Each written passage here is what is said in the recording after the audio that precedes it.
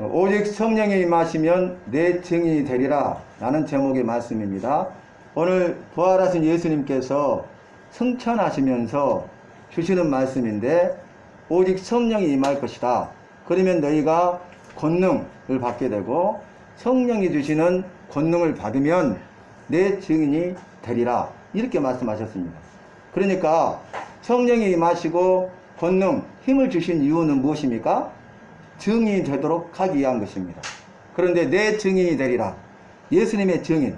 그래서 오늘날 모든 교회들은 예수님의 증인이 되고, 모든 성도님들은 예수님의 증인의 삶을 살아야 됩니다. 그래서 교회를 예수 그리스도의 증인된 증인의 공동체라고 합니다. 오늘 사도행전 1장 말씀이 시작되었는데, 사도행전 1장부터 28장까지 말씀은 사도행전이죠. 그러니까 쉽게 말해서 사도들의 행위를 기록한 내용이 사도행전이죠. 사도들이 예수 그리스도의 증인으로서 어떠한 삶을 살았는가를 자세하게 기록하여 증거하고 있는 것이 사도행전 전체의 말씀이 되겠습니다. 그런데 이 사도행전, 사도는 보내심을 받은 자들이란 뜻인데 12제자를 말하죠.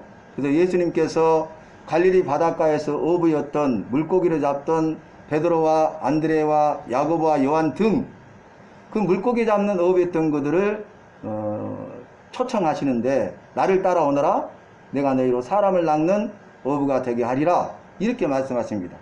그래서 갈릴리 바다에서 물고기를 잡던 어부들이었고, 또한 마태는 세리 마태죠.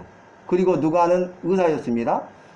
갈릴리 지역에서 주로 어부나 세리였던 이들을 예수님이 부르십니다. 부르신 이유는 무엇입니까? 주님의 제자 삼기 위해서. 제자 삼은 이유는 무엇입니까? 예수님이 행하신 일들을 보고 듣고 보고 들은 증인으로서, 어떤 증인입니까? 예수 그리스도의 증인으로서 가서 증언하라는 것이죠. 증인된 삶을 사는 것은 내가 보고 들은 것을 있는 그대로 가감 없이 전하는 사람이 증인입니다. 예수님께서 12명의 제자를 부르시고 12제자를 보내셨어요. 증인된 삶을 사시도록. 그래서 사도, 12사도가 되죠. 그래서 사도행전은 제자행전입니다. 제자들이 어떻게 살았는가를 기록하고 있습니다. 그리고 성령께서 역사하시기 때문에 성령행전이다. 그리고 이 모든 사명을 감당할 때에 하나님이 주신 힘과 능력을 힘입어서 그들이 하나님의 말씀과 명령에 대해서 믿고 순종하고 믿고 충성함으로 복음의 증인의 사명을 감당하고 죽어가는 사람들을 구원하여 살렸기 때문에 믿음 행전이라고 합니다. 여러분, 성경 말씀에 12제자에 대해서, 사도에 대해서, 그 다음에 성령님이 하신 일에 대해서, 그리고 믿음의 삶이 어떠한 것인가에 대해서 증거하고 있는 내용이 사도행전 전체의 말씀이 되겠습니다. 그런데 오늘 보니까 저희가 모였을 때에 이 말씀은 예루살렘 가까운 곳에 있는 동편에 있는 감람원이라는 산에 그들이 모였을 때에 제자들이 예수님께 여쭈어 가로되 이스라엘을 회복하심이 이때이니까? 이스라엘 회복이 언제인가를 물어봐요. 여러분, 그 이유는 무엇입니까? 1장 1절에 데오빌로요 라고 말하는데, 이 편지를 받은 수신인이 데오빌로죠. 누가복음은 누가가 기록했잖아요. 의사죠. 사도행전도 누가가 기록했어요. 그래서 이 누가가 기록할 때 데오빌로 각하여 그랬는데, 먼저 쓴 글에는 그걸 말하죠. 그 다음에 이어서 사도행전을 쓰는데 데오빌로요 이렇게 말하고 있습니다. 똑같은 사람이죠. 그래서 한 내용이 뭐냐면은, 제자들에게 예수님께서 주신 말씀이 뭐냐면, 너희는 예루살렘을 떠나지 말고 아버지께서 약속하신 것을 받을 때까지 여기에 머물러 있으라 하시면서, 부활하신 주님이 40일 동안 함께 하시면서 하신 일이 무엇입니까? 하나님 나라의 일을 가르쳤다고 기록되어 있죠. 하나님 나라의 일. 그리고 이제 승천하시는 거예요. 그리고 승천하기 전에 주신 말씀이 증인이 되라는 거죠. 그러니까 먼저는 부활하신 주님이 다시 제자들에게 하나님 나라의 일을 가르치셨어요. 40일 동안. 그리고 이제 그 일이 끝나니까 승천하시는데 승천하시기 직전에 증인이 되라고 증인의 사명을 주십니다. 이러한 질문에 대하여 예수님께서 하신 말씀은 무엇입니까? 그 때와 시기는 아버지가 자기의 권한에 두셨으니 너희가 알 바 아니다 그랬어요. 이 말은 무슨 말이냐면 제자들은 이스라엘의 회복을 소망했습니다. 왜냐하면 로마의 식민 통치를 받고 있었잖아요. 그래서 제자들뿐만 아니라 모든 이스라엘 백성들은 예수님이 오셨는데 그가 메시아, 구원자라면 정치적인 메시아죠. 이 로마의 속국으로부터 압제로부터 고난 가운데 있는 우리를 이제 해방시키는 그런 정치적인 메시아로 바라본 거죠. 그래서 이스라엘 나라가 회복되는 것이 하나님 나라가 이루어지는 것이라고 생각한 거예요. 그러니까 이들이 40일 동안 하나님 나라의 일을 가르치니까 하나님 나라가 이루어지는 것은 이스라엘이 회복된다는 말과 같이 생각한 거죠. 그래서 이스라엘 회복하심이 어느 때이니까 이렇게 물어보고 있는 것입니다. 그래서 그들은 예수님이 십자가에 못 박혀 죽어버리고 장사 지낸 바 되니까 그들의 소망이 물거품이 됐죠. 이스라엘을 회복하실 구원자, 정치적인 메시아, 그리고 이제 하나님의 나라가 이루어지면 하나님 나라가 임할 때 우편에 좌편에 앉아서 자기들이 권세 잡은 자로서 뭔가 하고자 하는 그런 마음들이 욕심들이 제자들에게 있었잖아요. 근데 예수님이 죽어버리셨어요. 그러니까 모든 것이 물거품이 되고 끝나버린 거죠. 그래서 그들은 다시 갈릴리로 돌아가서 물고기를 잡는 어부가 되고 자기 생업으로 돌아갑니다. 예수 믿기 이전의 삶으로 죄악된 삶으로 돌아가는 거죠. 그들 안에는 예수님이 있지 아니하고 예수님의 생명이 있지 않죠. 그런데 예수님이 부활하셨어요. 예수님이 부활하시니까 이제 소망이 다시 생긴 거죠. 그래서 이스라엘을 회복하심이 이때니까 라고 때와 시기를 물은 거죠. 그런데 예수님의 말씀은 뭐냐면은 이스라엘의 회복은 하나님 나라가 이루어지는 것은 너희들이 물어보는 때와 시기는 아버지의 손에 달려 있는데 그 때와 시기는 어떤 것이냐? 때와 시기란 말은 시간이 흘러가지고 어느 순간 이루어진다는 거예요. 그러니까 하나님이 정하셨잖아요. 그러면 시간이 지나가요. 그래서 시간이 다 차면 디데이가 되면 그 순간 이루어지는 거예요. 그게 때와 시기예요. 근데 그게 무엇을 말합니까? 예수님의 재림이라고 말씀하고 있어요. 오늘 예수님께서 승천하시면서 구름을 타고 간 그대로 가심을 본 그대로 다시 오리라, 다시 오실 것을 재림하실 것을 말씀하시잖아요. 그래서 예수님이 재림하실 때 이스라엘이 회복되고 하나님 나라가 이루어진다는 것이죠. 제자들은 지금 이스라엘이 회복되고 지금 하나님 나라가 이루어지기를 소망하고 있잖아요. 그러나 하나님 아버지께서 정하신 때와 시기는 지금이 아니라 예수님이 다시 오시는 예수님의 재림에 따르는 거죠. 그러니까 마지막 시대, 말세지말, 그때 이스라엘이 회복된다는 말씀입니다. 여러분, 이것은 하나님 아버지께서 정하시기 때문에 아들도 모르고 하늘의 천사도 모르고 그 누구도 모르고 아버지만 아시느니라. 이게 정답이. 그래서 성경 말씀의 기록도 그날이 도적같이 오리니 너희가 마지막 날에 이루어질 징조를 보거든 깨어 있으라, 깨어 준비하라, 깨어 기도하라. 이것이 주님이 주신 결론의 말씀이 아니겠습니까? 그런데요, 이 말씀을 마치신 후에 예수님께서 주신 말씀이 1장 8절이에요. 우리가 잘 알죠? 오직 성령이 너희에게 임하시면 너희가 권능을 받고 예루살렘과 온 유대와 사마리아와 땅끝까지 이르러 내 증인이 되리라 하시니라. 이렇게 말씀하시죠. 예루살렘을 떠나지 말고 아버지의 약속하신 것을 받을 때까지 머물러 있으라 하니까 뒤에 말씀 보니까 어떻게 했어요? 120명이나 되는 사람들이 12사도와 마리아와 그의 형제들과 막달라 마리아와 그리고 예수를 전에 따랐던 자들이 120명 되는 사람들이 모여서 저녁 기도하기 힘썼잖아요. 그러면서 하신 말씀이 뭐냐면 성령으로 세례를 받으리라 그랬는데 이 성령 세례가 뭐냐면 1절 8절에 성령이 임하시는 것입니다. 성령이 우리 안에 오셔서 내 안에 계시는 것, 그것이 성령 세례예요. 그러니까 우리가 물로만 세례를 받는 것이 아니라 불과 성령으로 세례를 받으리라 이렇게 말씀하셨는데 이제는 성령님이 내 안에 오심으로 말미암아서 내 안에 성령님이 계심으로 말미암아서 나는 성령을 받은 성령의 사람이 된다는 것이죠. 성령이 임하신 이유가 뭡니까? 능력을 주시기 위해서, 권능. 그런데 이 능력은 성령님이 주시는 것이고 성령님이 주셔야 내가 능력을 받는다는 것이죠. 이 능력은 예수 그리스도의 십자가의 죽으심과 부활을 전하는 부활의 복음의 증인이 되라고 능력을 주신 것입니다. 왜냐하면 증인이 되리라 그랬는데 예루살렘과 온 유대와 사마리아와 땅끝까지 이르러 내 증인이 되리라, 이렇게 복음 전파의 사명을 주시잖아요.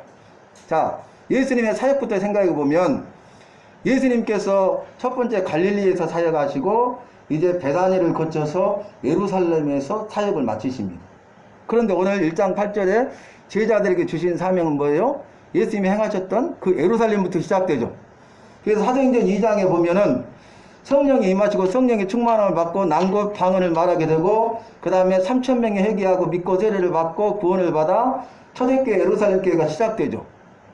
그래서 초대교회 예루살렘 교회로부터 시작돼 가지고 이 말씀이 이루어져요. 온 유대가 복음화되고 사마리아의 복음이 증거되죠. 빌립 집사를 통해서. 그리고 나가서 땅끝까지 복음이 전파됩니다. 할렐루야.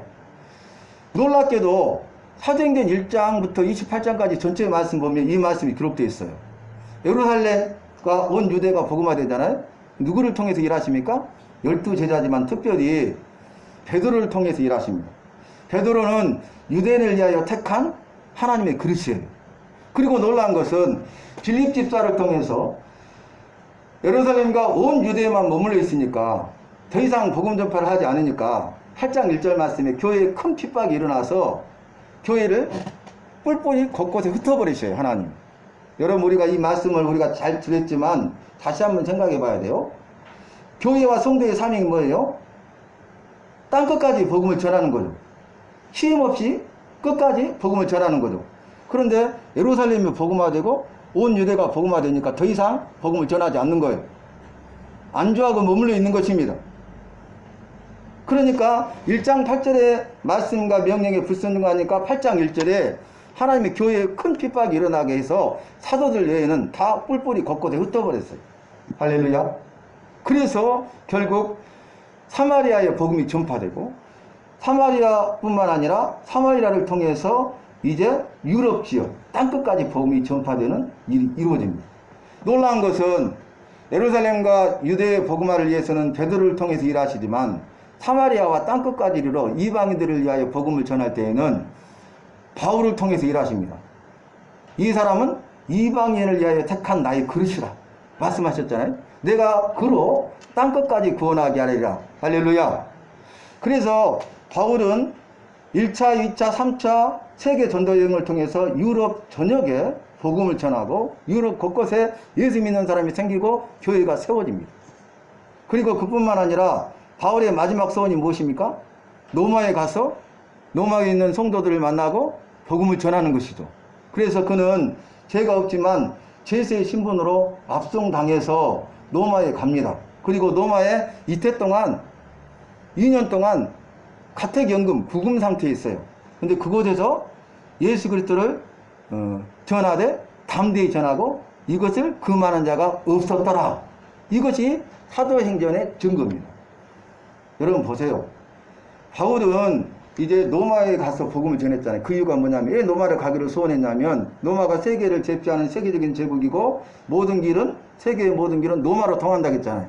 그러니까 로마의 복음이 전파되면 땅끝까지 복음이 신속하게 전파될 수 있는 것이죠. 여러분 우리가 이번 주의 말씀을 상고하면서 도마가 어떻게 합니까? 나는 부활하신 주님을 믿을 수가 없다. 그때 주님이 나타나가지고 뭐라고 하십니까? 너는 믿음 없는 자가 되지 말고 믿는 자가 되라. 너는 번거로 나를 믿느냐? 보지 않고 믿는 자는 복되도다. 이렇게 말씀하셨잖아요. 부활하신 주님이 나타나니까 부활하신 주님을 만나니까 도마가 뭐라고 합니까? 나의 주시여 나의 하나님이시니이다. 이렇게 고백하잖아요. 그 도마에게 주님이 분부하신 게 뭡니까? 너는 믿음 없는 자가 되지 말고 믿는 자가 되라는 것이죠. 보지 않고 믿는 자는 복되다고 말씀하고 계십니다. 여러분, 그래서 도마가 어떻게 합니까? 이제는 변화되어 땅끝 선교의 사명을 감당합니다. 1장 8절에 주신 사명을 감당합니다. 그래서 무슨 일을 합니까? 여러분, 그때 당시에 땅끝은 사바나, 스페인이라고 생각했어요. 우리는 지금 지동설을 믿지만 그들은 천동설이잖아요. 멀리 가면 남편이 바다에 빠져버리는 거예요. 그래서 땅끝이 스페인이라고 생각했는데 도마가 알고 보니까 땅끝이 더 멀리 있는 거예요. 도마가 어떻게 합니까? 인도에까지 와가지고 복음을 전합니다. 스페인보다 더 땅끝이죠. 그 인도에서 복음을 전하는데 도마가 도착한 지역이 인도의 한 지역에 다스리는 소왕국이 있었는데 보국이라는, 보국, 나라 이름이 보국이에요. 보국에서 복음을 전하고 그 사람들이 다 예수 믿게 됩니다. 그런데 인도가 땅끝인 줄 알았는데 또 땅끝이 있는 거예요. 그래서 도마가 어떻게 합니까? 배를 타고 와서 도착한 곳이 가야입니다. 가야국에 와서 김수로에게 복음을 전하고 김수로 왕과 모든 사람들이 예수를 믿어요. 그래서 이거 보국 공주 화항우를 데리고 배를 타고 옵니다. 자신과 함께. 그리고 결혼을 시켜요. 기독교인들께. 그래서 지금 김해에 가보면은 왕릉이 있고 또 보국공주 화항우릉이라고 보국공주라고 정확히 기록되어 있어요. 서울대 김병호 교수가 이제 탐사를 통해서 그걸 발견했잖아요. 보국에 가보니까 오병이어 그림이 있는 거예요. 문양이. 그 다음에 간영차들 있잖아. 간영차들. 간에서 쓰는 차들. 거기 보면 물고기 모양이 이렇게 그려져 있는 거예요. 그리고 놀라운 것은 이제 김해 지역에 그때 당시에 배가 침몰하지 않도록 무게중심을 잡기 위해서 실봤던 돌이 있잖아요. 돌을 내려놨고 이제 탑을 쌓아놨어요. 그곳에 가면. 저는 직접 갔다 왔습니다. 그리고 이제 쌀이라든지 여러 가지 것을 싣고 돌아갔죠. 그래서 결국 어떻게 됩니까? 가야국에 복음이 전파됩니다. 그리고 김해에서 가까운 영주라는 지역에 도마상이 발견됐잖아요. 그래서 모기 부분을 누가 제거해 버렸어요. 그런데 히브리어로 대마, 도마라고 적어져 있고 거기에 보면은 야소화 왕이라고 적어져 있어요. 야소는 예수님을 말합니다. 예수님의 왕, 예수님의 왕이라는 그런 고백이 그곳에 기록되어 있어요. 여러분, 무엇을 말씀드리고자 하면은 땅끝까지 이르러 내 증인이 되리라는 사명에 대해서 제자들은 믿음으로 순종하고 충성했다는 거예요. 도마도 믿음으로 순종하고 충성했습니다. 오늘 교회와 성도에게 주신 말씀이 바로 이 말씀이, 교회는 예수 그리스도의 증인이 되어야 되고 믿는 성도인 우리는 나는 예수 그리스도의 증인된 삶을 살아야 된다는 것이에요.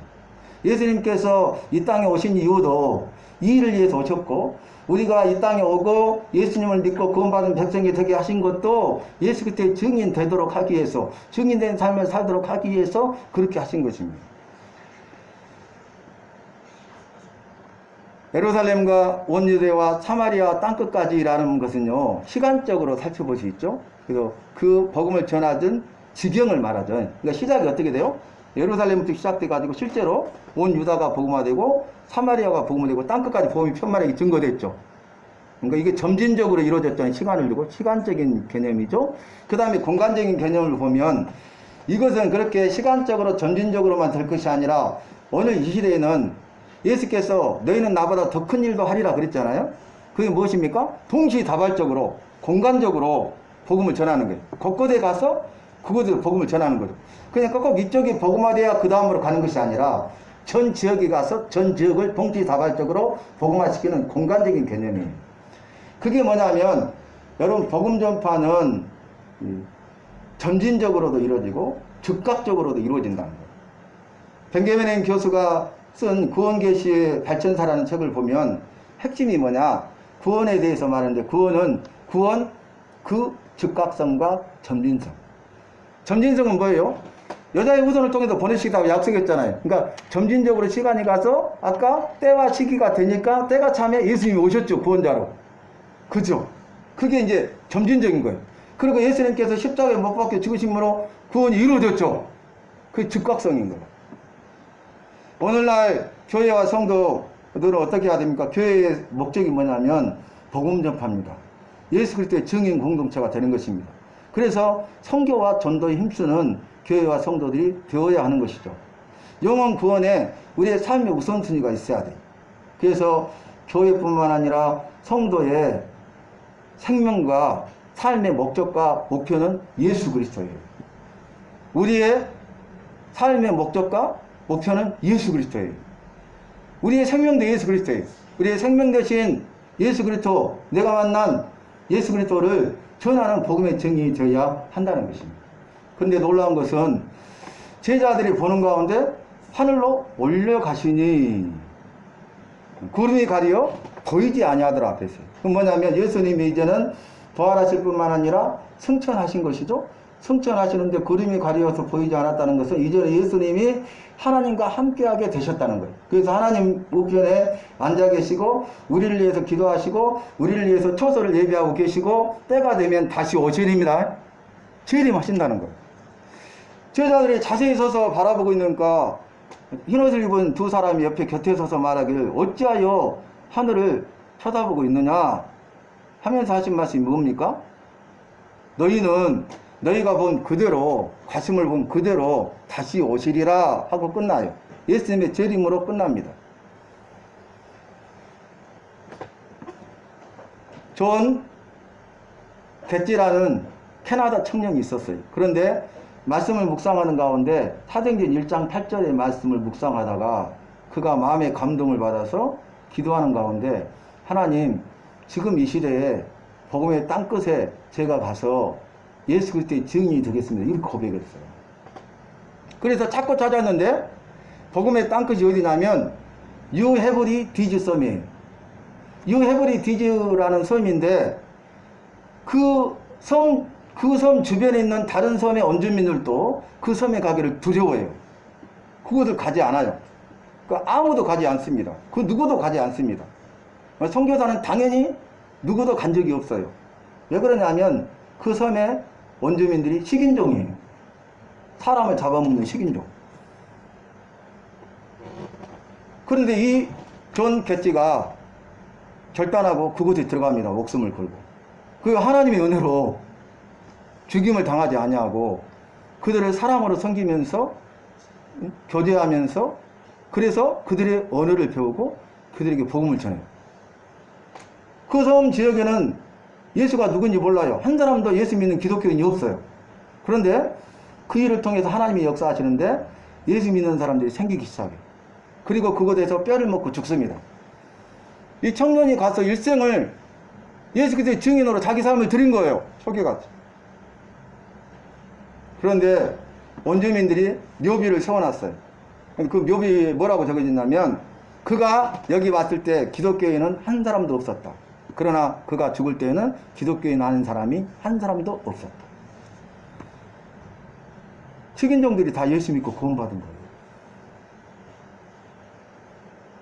지금 아주 중요한 시기에 우리는 살고 있죠. 지금은 말세지 말이고 마지막 시대라고 말하잖아요. 때와 시기는 아버지가 자기 권한에 주셨으니 너희 알 바 아니요 너희는 가서 증인이 되라. 맡기신 사명을 감당하는 교회와 성도가 되면 하나님이 정하신 때와 시기가 되면 성경 말씀에 기록된 징조들이 다 이루어지면 약속대로 구름을 타고 간 그대로 본 그대로 가슴을 본 그대로 예수님이 다시 오십니다. 하나님 나라가 이루어집니다. 완성됩니다. 이것이 성경의 증거예요.